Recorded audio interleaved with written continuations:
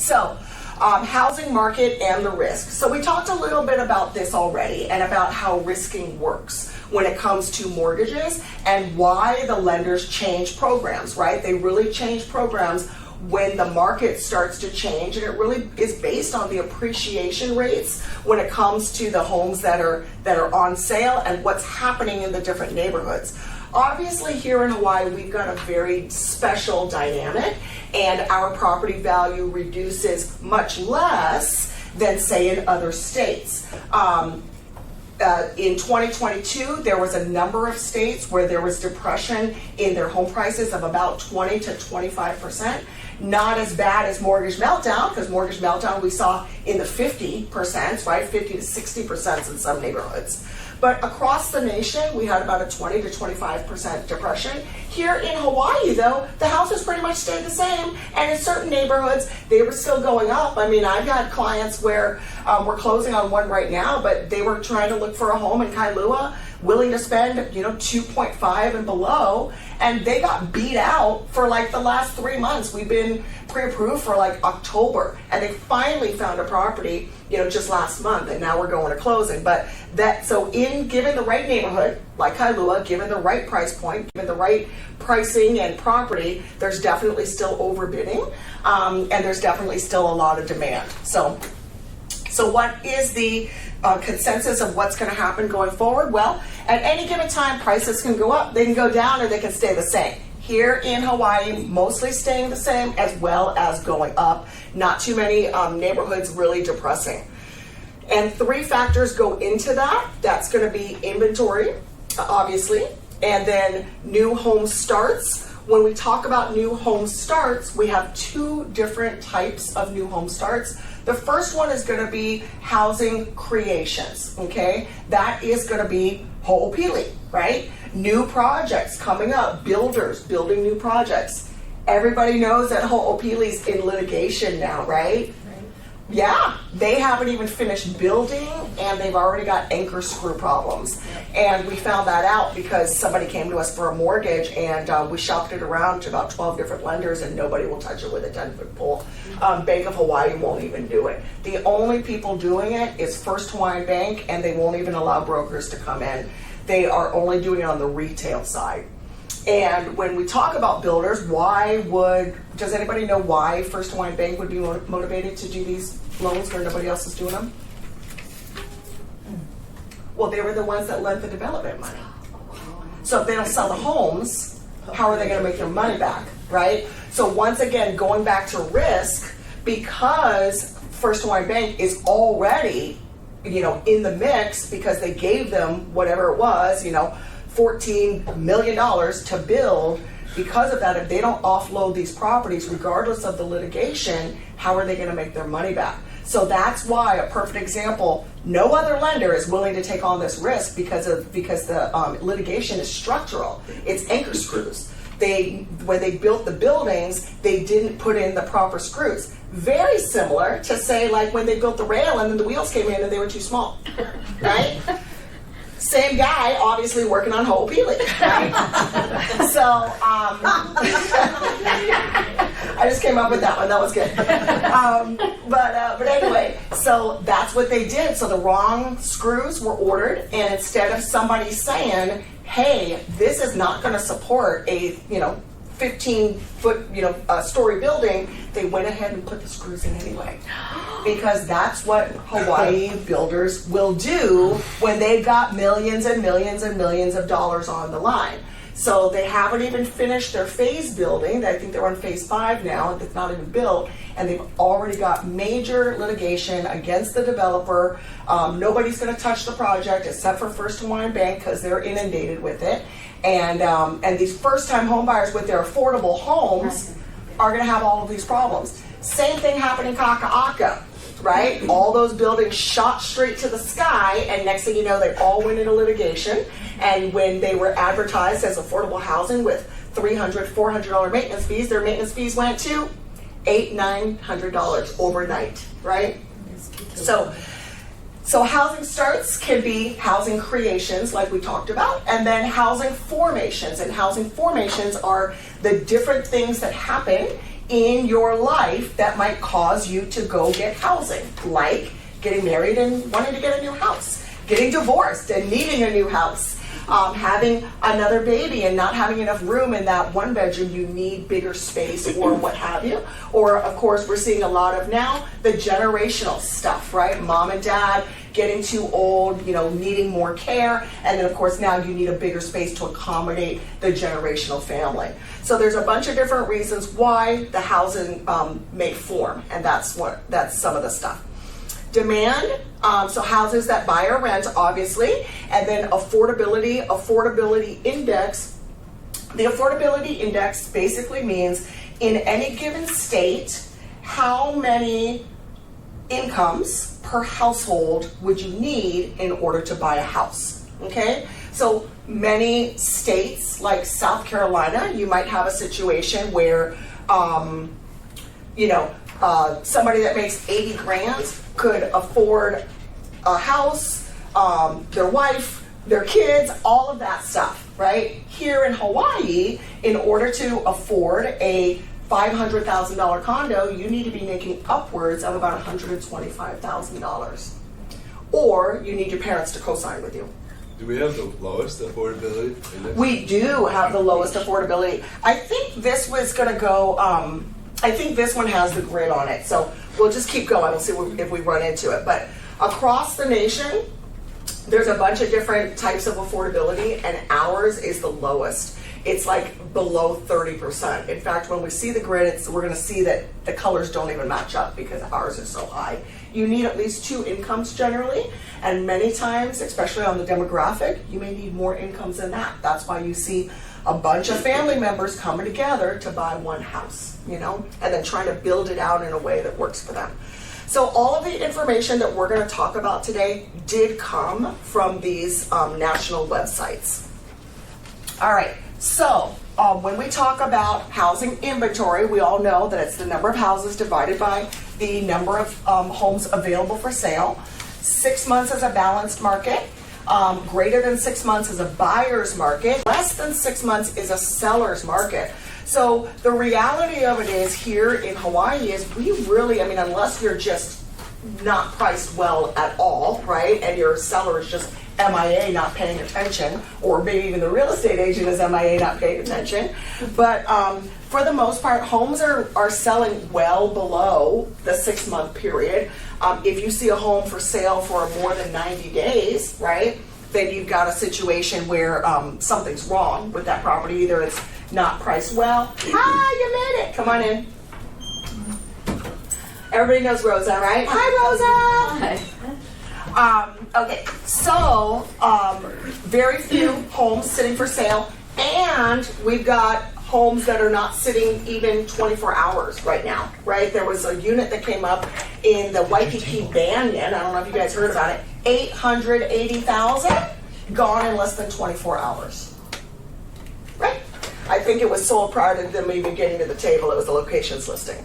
But with that being said, we never, even though it was a seller's market it was a buyer's market due to the interest rates, we never really had this situation where the homes were sitting for really, really, really long.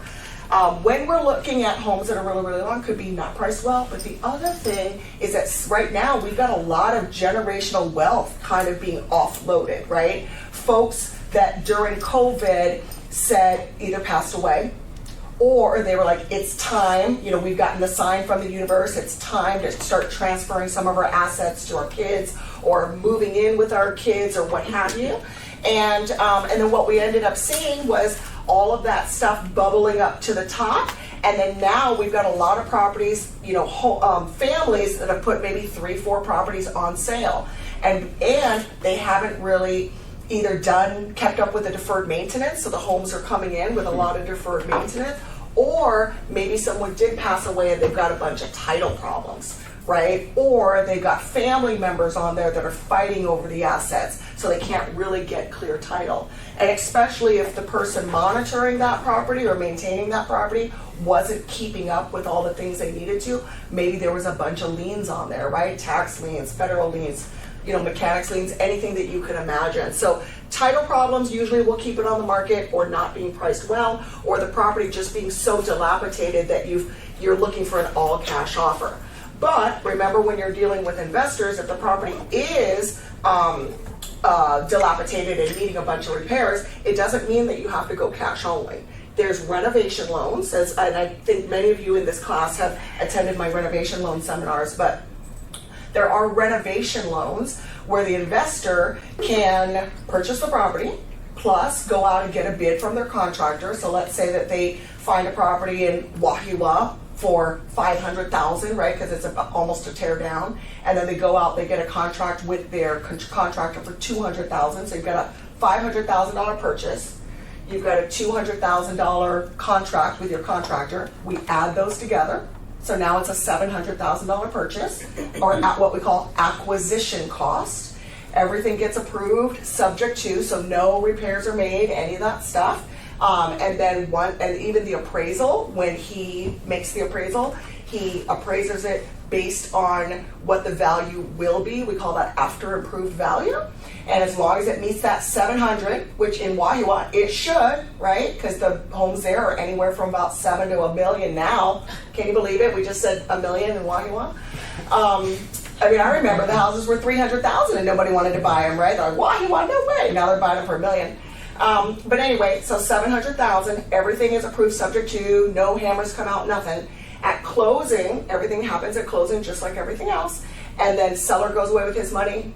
Realtors walk away with their commissions, and we stay behind with the buyer in order to work out the draws and the construction on that $200,000 that their contractor is going to work on. So super cool program. Not many lenders are offering that anymore, because once again, it goes back to the risking. When lenders are doing a renovation loan, remember we talked about the after improved value, that's what they're betting on, right? Is that value, even after 6 months or a year, is still gonna be there. And that was one of the main problems during mortgage meltdown, which is why everybody stopped building. I mean, we had, I was working for Home Street Bank at that time, and they had a huge, their headquarters were out of Washington, and they had entire projects in Seattle where contractors and builders literally were just like, oh, market changed, home values dropping, put down their hammers and just walked away. And that was it. And you would go out, we took tours of some of these areas, and all the houses were half built, tools were just laying around. They just didn't bother anymore, because why build something and then sell it for less than you actually, it cost you to build, right? Because this was at a time when home values were depressing 40 to 50%, like overnight, so many of the builders just didn't want to continue. They just walked away. Now they're sorry, right? But it's all about your bet. So another demonstration of that. Housing supply in the US. So this kind of talks a little bit about it. This takes you to about 2020, but you can see through here, this is the big housing depression, right? And then what we saw was all of those foreclosures and short sales coming back. And then from there, the housing supply dwindling and dwindling and dwindling and dwindling. And still now, we're still in a housing shortage in Hawaii, which is why they still got to hold lottery and things like that when they do have a new build, because there's too many people. In the mainline, you'll drive by and it says move in $1, right? Not here. So housing demand. So this also just talks about housing demand, and same thing, it increased and then it started to drop, but as of 2018, where this kind of ends, it just started to really shoot back up. Job openings. So as you all know, when we come to the mortgage market and the interest rates and things like that, a lot of it is going to depend on the condition of the economy. And then when job openings or the job report comes out once a month, it will affect what's happening to the bond market and what's happening on Wall Street and how it affects the interest rates, because more openings means a weaker economy, right? Because then you've got too many unemployed people. And right now we've got some kind of crazy situation where we've got a lot of openings. We got a lot of people looking for jobs, but the two can't seem to mesh, right? And I don't know if you guys saw it, but there was a sign in front of Dunkin' Donuts that says that they're hiring for $18 an hour. Yeah, Dunkin' Donuts. Yeah. Or somewhere it's like sign-on bonus and Yes. $18 an hour. Yep. What? And they still can't get anybody Yeah. to go work for them. It's crazy. Okay. Oh, here it is. So this answers your question, Riley. So this is the grid of the affordability index. So when it says 75% or more, that means that 75% or more of the people in those states with one income could purchase a home. Okay, so you see most of this is in like the Midwest, in the midsection. Once you get into the areas through here, right, you're getting into about 50%. So you're looking at two incomes. Look at the red, which is Sanford, all of California and Southern California, which we follow very closely, right? Whatever happens in San Diego moves to Kailua. Just kidding, but it's not kidding. So everything that happens in California slowly moves over to Hawaii, and we're not even on this grid. And then when I checked, it was well below the 33. So I think the last time I checked, it was at 13%. Yeah. So we have the highest cost of living in all of America. Yeah. In fact, we lend nationwide, so sometimes I will go, to California, Oregon, wherever the case may be. I will go into some of their, more expensive grocery stores. I don't do regular shopping. I just do grocery shopping. Eggplants are my favorite. But, as far as I'm concerned, when I walk into a Sprouts, I don't know if you guys have ever been to a Sprouts in California, but I'm convinced they're giving the food away, because they still have cherries for 99 cents a pound. Our cherries are $9.99. I mean, I bought a bag of cherries. It was like $13 the other day. And I feel like I just got a couple of handfuls, So it's expensive here. Okay, so more of that. So housing market. So what do we know? The home prices will either go down or up or stay the same, and for very much the same reasons that increases the risk when we're looking at housing demand. So housing appreciation, now remember, this is across the nation, okay? And then once again, this is your mortgage meltdown coming back. If you can see it, this little tiny little thing, those are your foreclosures coming back, but the depression's still happening. And then of course skyrocketing once the rates came down and everyone kind of rebounded from mortgage meltdown. 4% per year nationwide, but definitely during these times, we were looking at 10, sometimes 20% appreciation in certain neighborhoods. And definitely during COVID, the home prices were skyrocketing, right? People overbidding, you'd be overbidding $200,000 and still can't get the house. Because somebody else was back there going, 2.25, it's like an auction, so it's crazy. But now we're definitely looking at about 4 to 5 in certain neighborhoods, and certain neighborhoods still upwards of 8 to 10% in appreciation. So mortgage market, what are the 4 risk factors that are going to affect the interest rates? We've talked about most of these already, which is what's happening on Wall Street, which is going to be your economic growth and the jobs reports and things like that. Growing federal debt. So this is one of those spaces where because this presentation is a little bit old, the reality of it is our federal debt load has done what in the last few years? How do you guys feel about the last $19 billion we just spent the other week, right? So, in fact, over the last couple of years, we have offloaded so much money from America. And then we just saw what happened in Maui, right? With those guys getting $700 after being decimated to the ground. So, there's some growing government debt there. And the Fed's mortgage buying program, so what that is that during or after mortgage meltdown or during mortgage meltdown and then further after, basically what was happening was the interest rates were being artificially suppressed. The government had funded all of those monies into the financial institutions because they didn't want Wall Street to basically blow up, right? And the financial institutions to go underwater the way that they had done during the Great Depression and the 20s.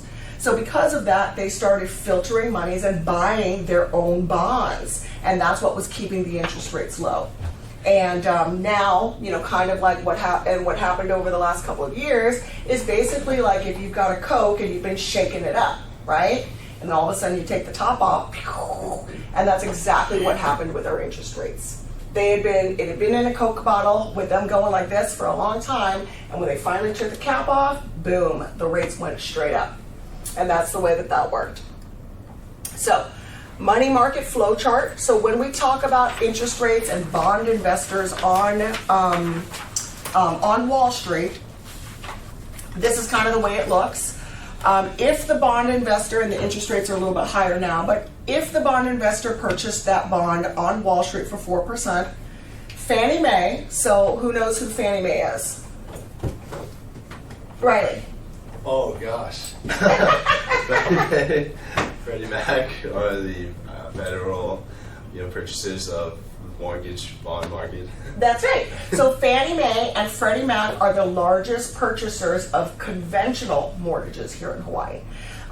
Ginnie Mae is the largest purchaser of government loans. So we've got VA, FHA, and USDA that fall under Ginnie Mae, okay? But Fannie Mae is the example here. And then, of course, they're going to add their premium to that, right? Then they're going to send the money to the mortgage company. The mortgage company is going to add their premium to that. So by the time your client gets their interest rate, it's going to be elevated, right? Because everybody doesn't work for free. They've all got to make a little bit of a split. So that's the way that works.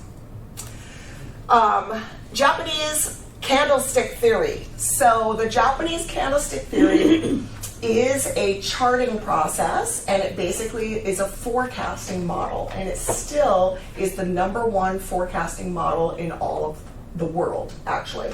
And it was developed by a Japanese samurai emperor, and he was trying to figure out the cost of rice, and he was basically saying, why is it that when we sell rice in certain times of the year, it's cheaper, and then we sell rice at certain times of the year and it's more expensive? And how do we maximize that so that we can buy it at the best price all the time to feed our country, right? Or if we're exporting it, to make the most amount of money. And so he developed this chart. And so if you go into anything Yahoo or any of those different types of financial markets spreads, you will see this Japanese candlestick theory. And the reds mean that the market is, so it kind of works in opposition. So the reds mean that the market is doing well, which then means that rates are going to go up. But if the market is doing badly, then the rates are going to, that the market is doing badly, the rates are going to go up. But if the market is doing well, meaning it's positive, that means the rates are going to go down. So, so very interesting. And I spent many years in my first beginning, as a loan officer, studying these charts to try to figure out when I would lock your clients' rates, right? Because remember, when we're dealing with mortgage interest rates, you've got the interest rate, and then you've got the points. What's a point? How you can get a discount. So they're called discount points, but they don't translate to any discounts for the client. What you're discounting is the actual rate itself by paying upfront fees. Okay, so as you guys know, interest rates and fees or points. Point is 1% of the loan amount. That's all that means. Okay, 1% of the loan amount. So if it's $100,000, it's $1,000. If it's $1 million, it's $10,000, which is why the closing costs get so heavy. And when you've got interest rate and you've got fees or points that go along with it, they work in a seesaw fashion. One goes up, one goes down. So if you take a higher rate, your your closing costs or your points are going to be lower. But if you want to buy down your rate, your points are going to be higher. And that's why the last year or so, the 2-1 buy down has been so popular, right? How do we get a 5% interest rate when we've got 7% rates? Well, we get a closing cost credit from the seller, and then we apply that towards the transaction, and then that's how the buyer gets the first year at 5%, and this next year at 6%, and hopefully waiting out that market. That's the purpose of the 2-1 buy down, to wait out the market until the interest rates improve enough that they can refinance and lock in at a lower, more manageable rate. So seesaw fashion when it comes to interest rates and points or cost for the rates. And the reality of it is basically what you're saying is, do you want to pay now or do you want to pay later, right? Do you want to pay every single month with that higher interest rate because you feel more confident with that, or you don't have the cash? Or do you want to pay more cash contribution now, keep that rate a little bit lower, and then you've got that payment for the whole time? When we talk about a 2-1 buy down, though, remember that is a temporary buy down, meaning so it's for 2 years, then 1 year, and then they get the market rate. When the traditional way to take on to use a seller credit or to buy down those discount points, and it's coming back now because the rates are great, is a permanent buy down where you just pay the 2 points and then you go from the 7% to the 6.5% and you're done, and it stays that way for 30 years. Okay, so permanent versus temporary. All right, this is what we were talking about with the Fed's bond buying program. Judy? Yeah. Sorry, before we go on to the next thing, I had a question about Sure. buy-downs.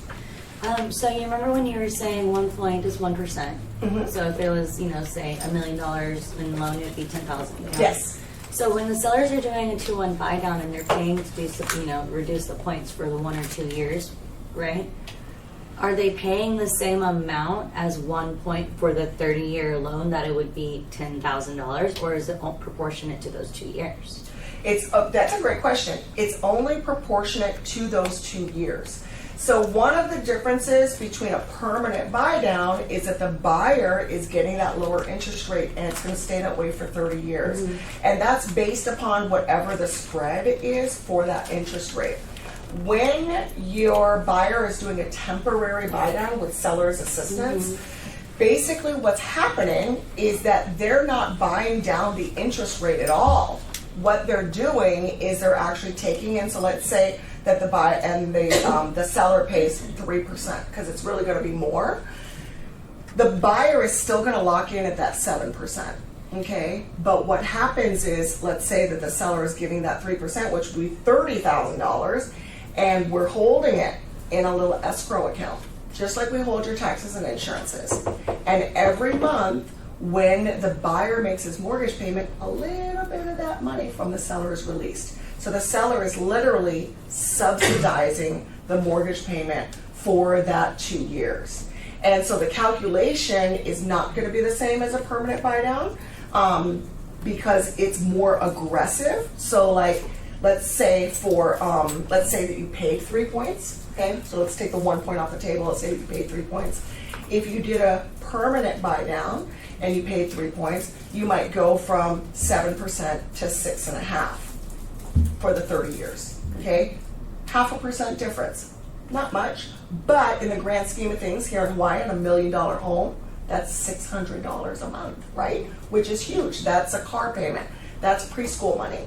That's a lot of different things that you can spend that $600 a month on.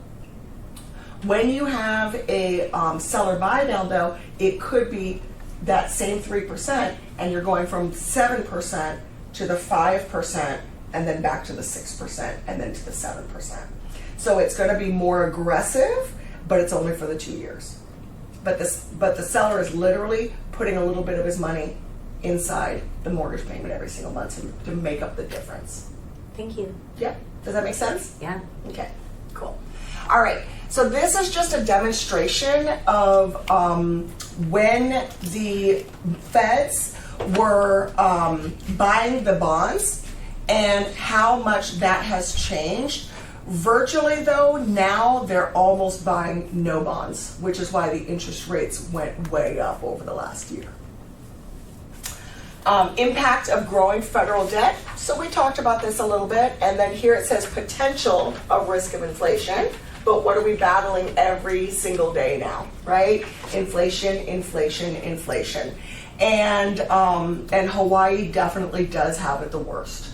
Our groceries, as we talked about, are through the roof. Our housing is still very consistent and very expensive for what you get.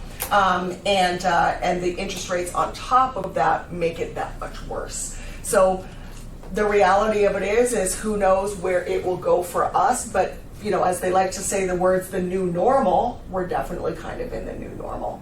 And we've even seen it in our restaurants and things like that, right? Where everything's double the price and you get half the food. So. But you still bought the cherries, Judy? I did. How are you going to go without cherries? Well, you know, the craziest thing too was I was in Kaka'ako for an appointment, and it feels to me like Whole Foods is almost cheaper than Safeway sometimes.